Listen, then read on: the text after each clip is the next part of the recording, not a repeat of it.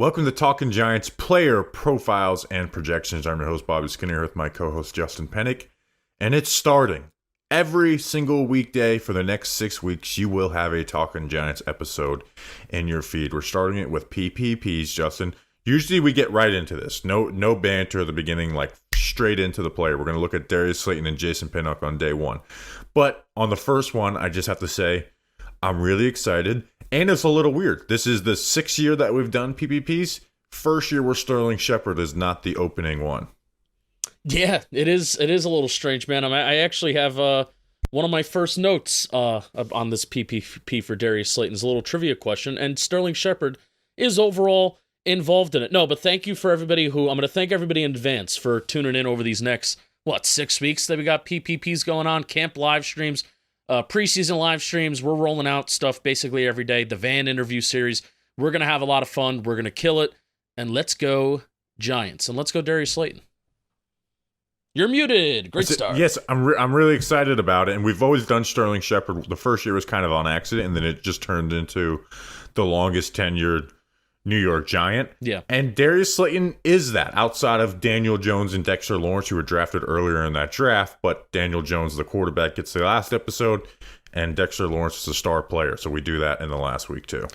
I'm going to give you a trivia question. Start you off with this, because now that Darius Slayton is tied to be the longest tenured Giant, I thought to myself, you know what? He's been around for a while. Where is Darius Slayton? What ranking in Giants' all-time career receiving yards? 9th.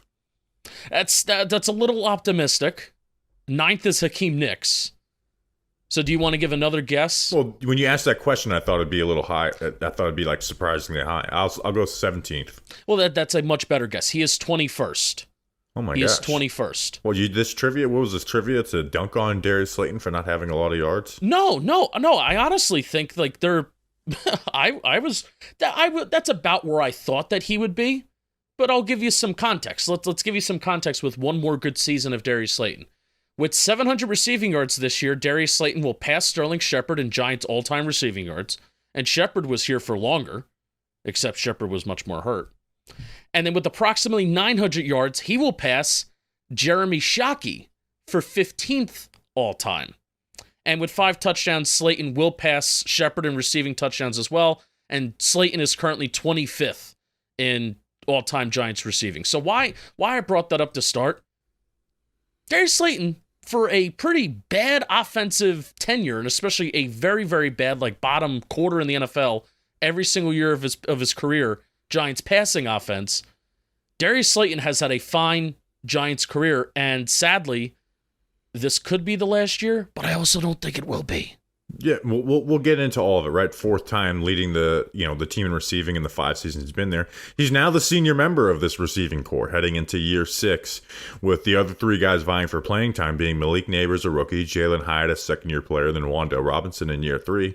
The clear and away best day 3 pick by Dave Gettleman in the second year of a 2-year, $12 million deal. He wanted to get a new one this offseason, didn't get it with some incentives that probably won't be reached. But once again, Darius Slayton finds himself in a precarious situation on this roster, right? Malik Neighbors is set to be wide receiver 1.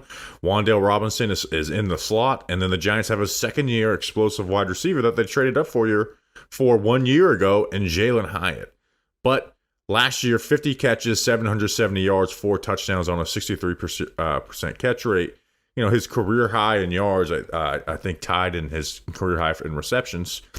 He has been the steady presence in this offense for a long time, and he's suffered from it though too, right? Like, you put him on other teams, and his production is probably better, but he's simply just had to be wide receiver 1 when he's never been a wide receiver 1 in the NFL. Now, the stat that I'm about to show and splitting it up between target depth, I think this is really relevant for all of our receivers, but especially Darius Slayton, because out of all the guys that were on the team last year, short, intermediate, deep, Darius Slayton was the receiver that could best attack those 3 levels of the field, right? So I've talked about this constantly. He's really the only guy last year that could attack all three levels of the field. Right. So this is why this stat is most relevant for him. And I've talked about time and time again how the Giants were last in the NFL in plays between 10 to 19 yards in that intermediate level of the field.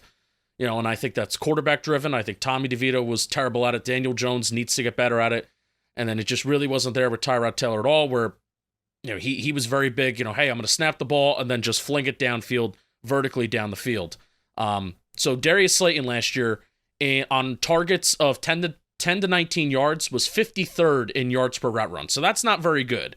And when you look at his yards per route run overall, it's not that impressive. But when you break it down to targets of 20 plus yards and then 0 to 9 yards, Bobby, he was 15th in yards per route run on targets of 20 plus yards, and he was 16th in yards per route run on targets between 0 to 9 yards. And I don't think the issue for Slayton is that he wasn't getting open between 10 to 19 yards. I think the Giants' offensive line was terrible, and we talk about on this show that the intermediate plays take a little bit more time to develop. And then, like I said, the quarterback play, we know wasn't great. So I think Slayton can attack three levels of the field. I think he's really good deep. His yak numbers have doubled since the departure of Jason Garrett, and then even the advanced yak numbers of what he's expected to do. He actually was one of the best in the NFL at doing it last year. So the advanced numbers, when you break it down to the target depth stuff, that really, really stuck out to me overall. How good and solid Darius Slayton was in those categories. Yeah, and while you look at his volume numbers, they're very similar to the previous regime outside of 2021, where they brought in Galladay, and then Tony kind of emerged, and he kind of got Riddle to the bench, and then Jake Fromm went in at quarterback, and Mike Lennon and Jake Fromm went at quarterback. But this coaching staff has gotten way more bang for their buck out of Darius Slayton, right? Like, his catch rate was 52% his first three seasons, up to 64% under Dable, while actually having slightly more yards per catch, right? So when you see catch rate go up, you're like, lower average depth of target. He's not getting as many yards per catch, but it actually went up. And then, you mentioned the yak, right? We talk about like the horizontal plane, we're running horizontally and not just vertical and quick game. 10th in yak per reception, which is back-to-back years with, good numbers in this scheme. He was 6th in 2022 in yak per reception, and then the previous 2 years was 87th and 83rd.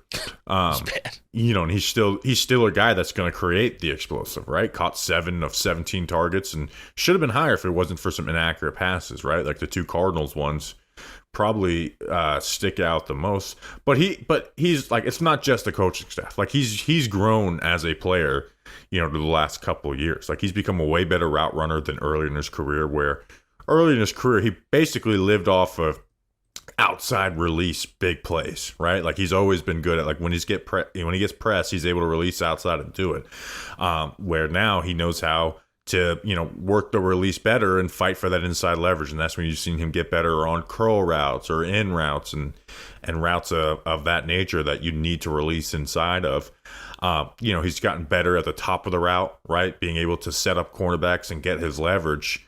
Like, he's become a much better. Not, I don't want to say much better, but he's become a better player than what he was earlier in his career, paired with better coaching. And you've seen it. Like, he's been this steady force. Like, we're not talking about 2022, but, this was a guy who was damn close to getting cut and was being actively shopped. They were trying to get rid of him, and then they made him a healthy scratch the first 2 weeks of the year, essentially. And then all of a sudden they realize, like, they put him on the field for like 15 plays versus Dallas and then versus Chicago. And like, okay, this has to be our wide receiver one. And then you saw them really transition into that in the Green Bay game. So, like you said, he's been their most consistent wide receiver because he's not a one-trick pony, right? He can attack deep down the field. He can attack the intermediate, and he can do stuff with the quick game. And, like, there's always a place in a starting lineup for that. Yeah, I think he's become more well-rounded. Like, I think you were flirting with, has he become better? I think he's become a more well-rounded receiver, and I think the better coaching has helped him really do that. And I think one of the important things for him last year is that he had 3 drops last year, and that was a drop rate of 3.8%, where, haven't there been years where he's been getting close to 10%, 9% drop rate? Yeah, so I use the PFF numbers because they just track everything better, okay. I think. but like he had a 5, for PFF he had a 5.7 drop rate, which I think they do it by like catchable passes or something. Which was his career best, with his rookie year being 5.9%. Every other year he's been had been 10% or higher, right? With third highest in 2022. Like, think about how valuable he was in 2022. So the third highest drop rate in the NFL, first in 2021, and the 16th in 2020.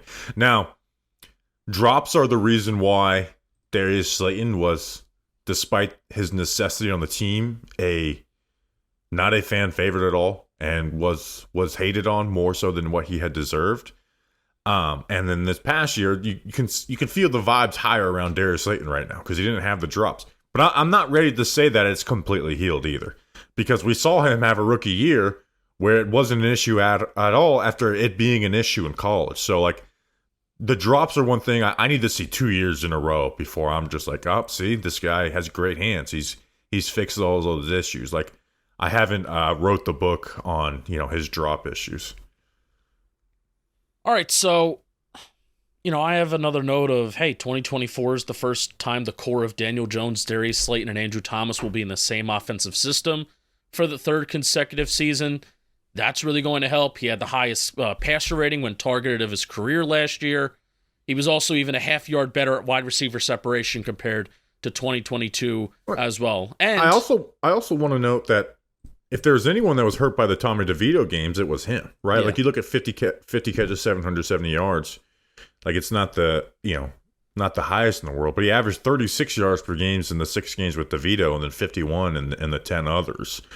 And you also saw what a quarterback who's pushing the ball down the field does for him with Tyrod Taylor towards the end of the year, or extends plays. Yeah, that touchdown versus excuse me, the Rams. 62.1 air yards underneath it. That was the second longest air yard completion in the NFL last year. And I think this is really a Tommy DeVito stat. Vertical route percentage in 2023 amongst guys with the minimum of 50 receptions.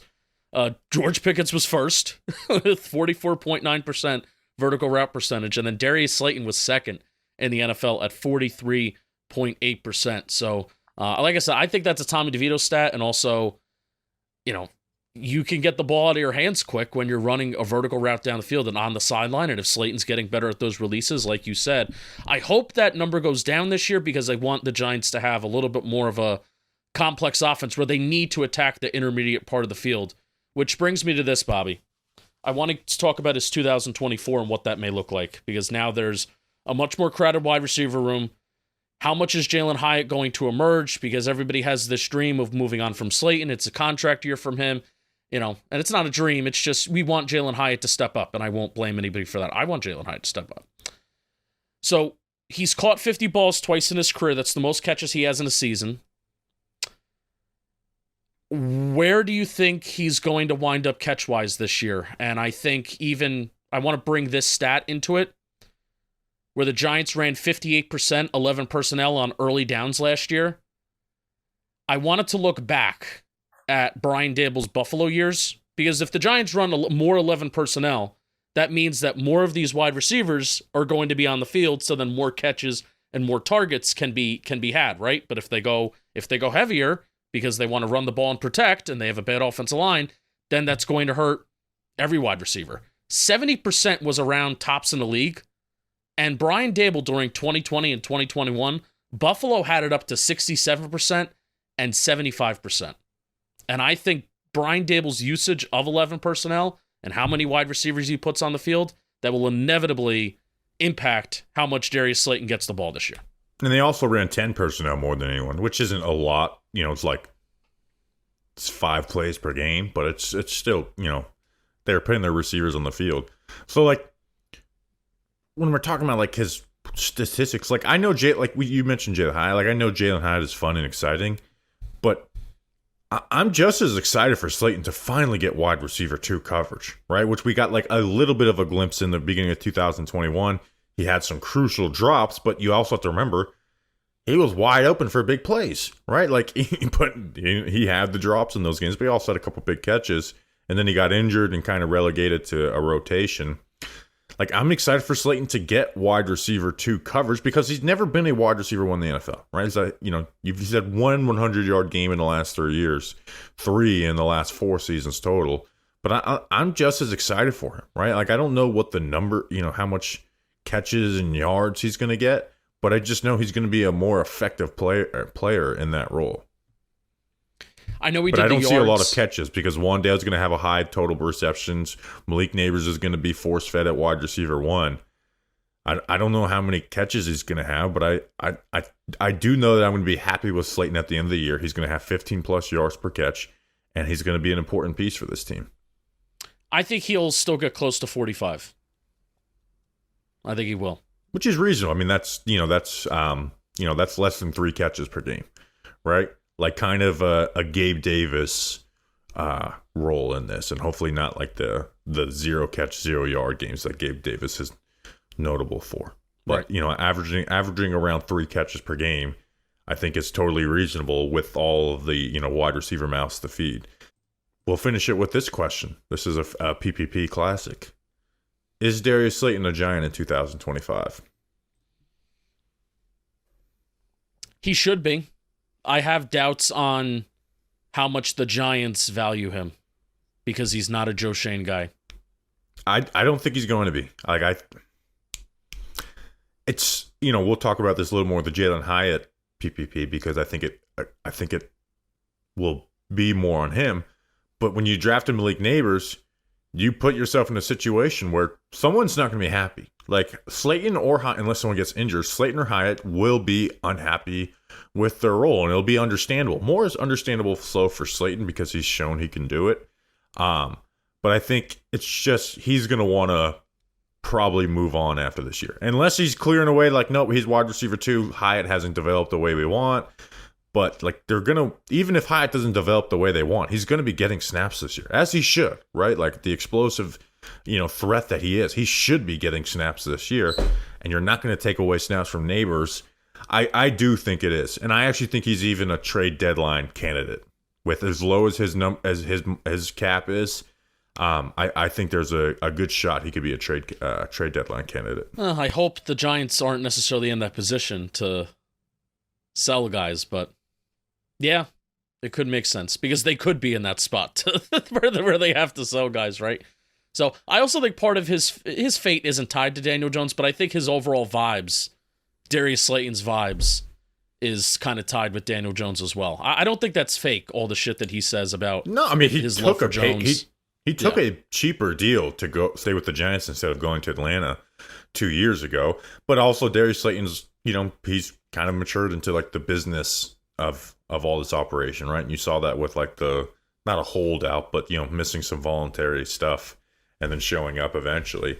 Like it's understandable. Like if I were him, I would kind of see it now that they've drafted Malik Neighbors.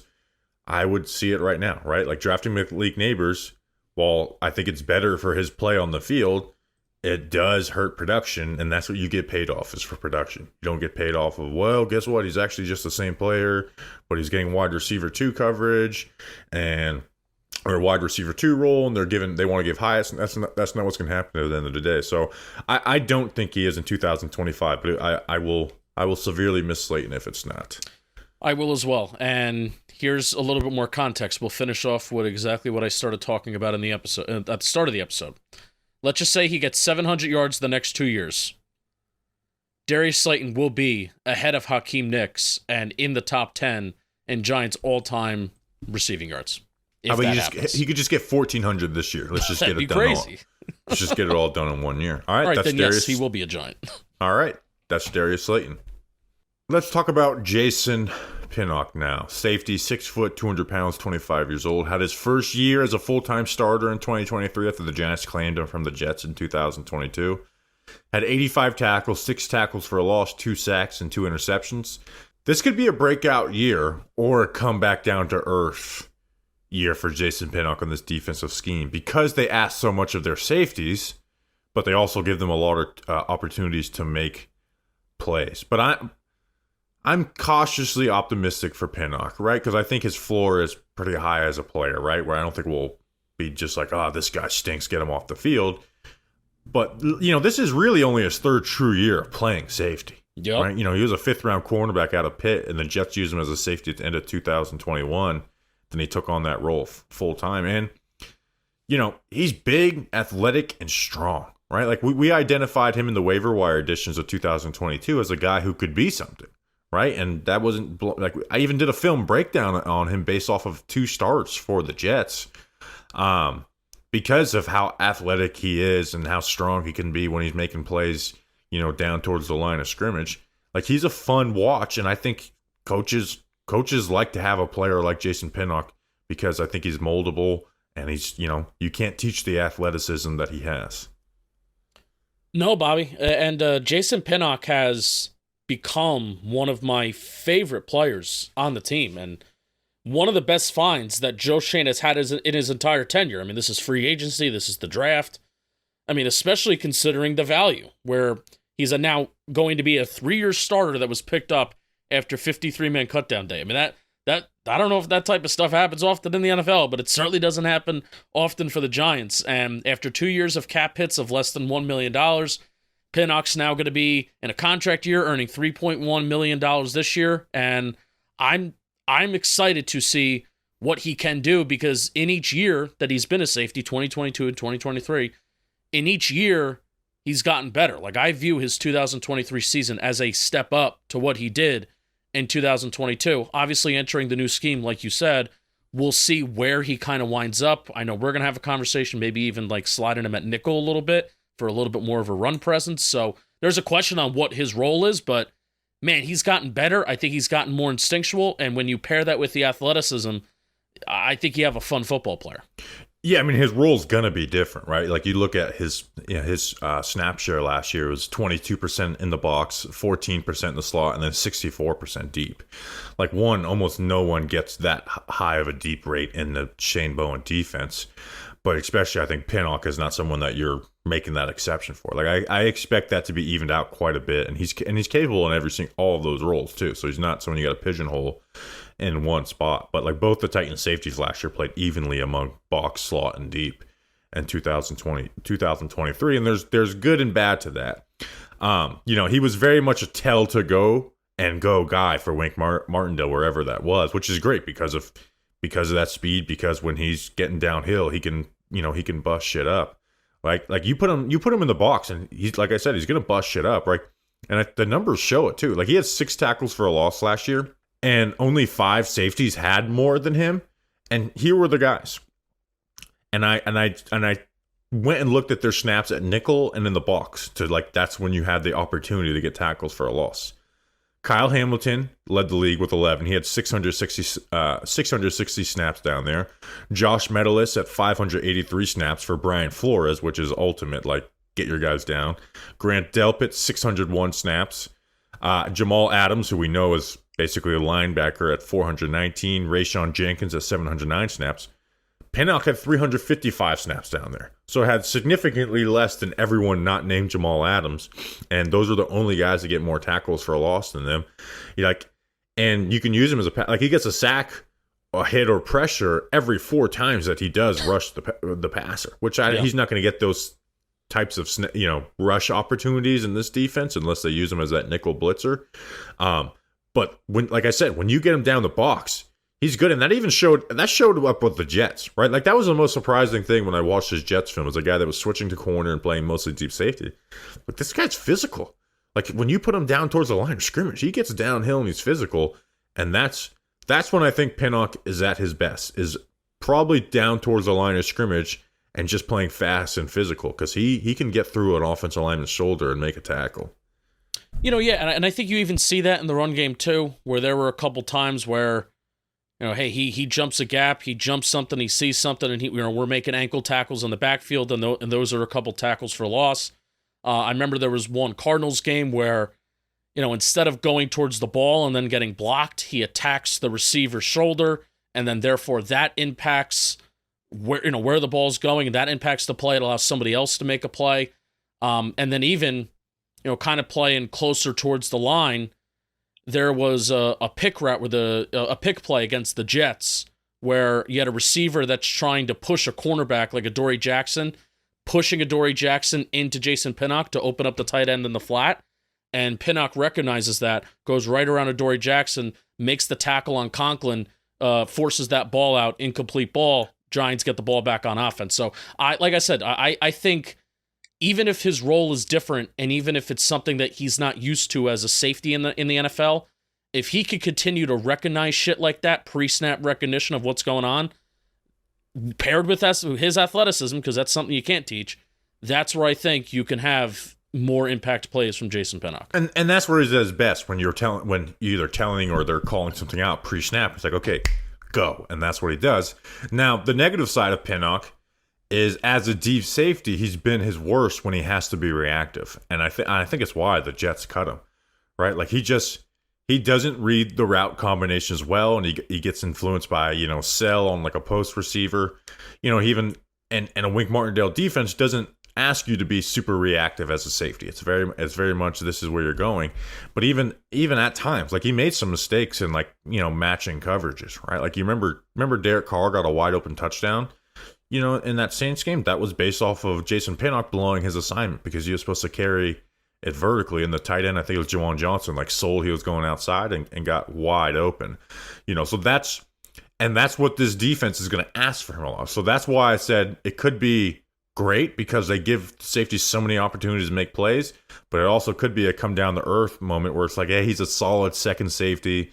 He'd be great as a third safety type player, because it's going to ask a lot out of you mentally, and you're going to have to be sharp. And Pinnock hasn't been asked to do that a lot, but when he has been put in those spots, he's made mistakes. Yeah, but that's where I think hopefully the rotation of playing deep in the box slot, that's where it's hopefully going to help him, where it won't be putting him in those compromising situations as often, right?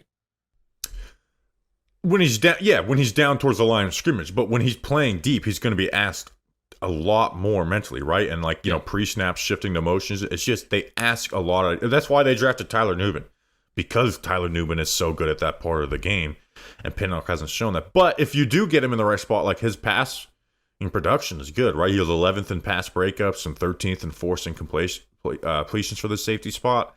His 2 interceptions that weren't, one was off of an Okereke tip versus the Dolphins, which was the longest touchdown return last year at 102 yards. That was the first Giants touchdown that they scored in the first half quarter. I'm gonna go with quarter, that they scored in the first quarter up until that point that year.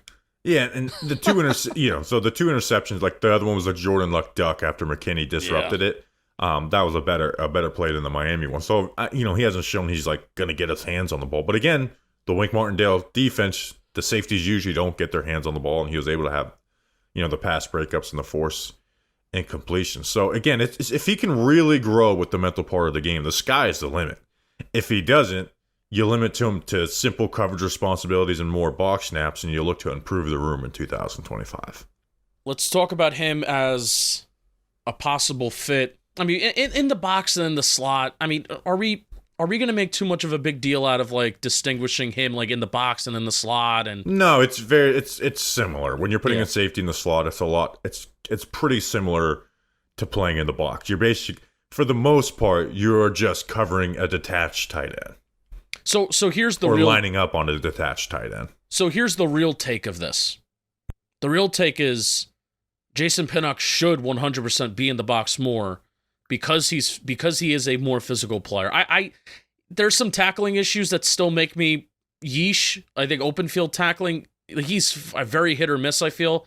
There were some big plays that went by him, and I'm like, Jason Pinnock with not a very good tackling effort there. But overall, I think he's good, and I think he's solid. We mentioned his athleticism. I think he needs to be in the box way more because of the personnel that we have on defense, where I just don't feel confident in really any of the cornerbacks in defending the run. And that's why Pinnock's presence there is imperative.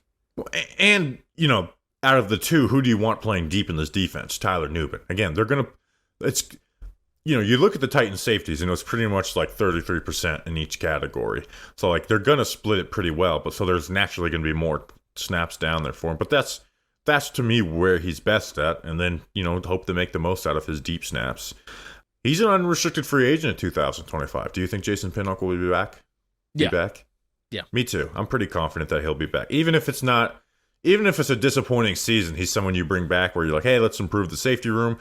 But he's as good as a third safety as you can get in the NFL. you know, right? Like, Yeah. So I expect him to be back.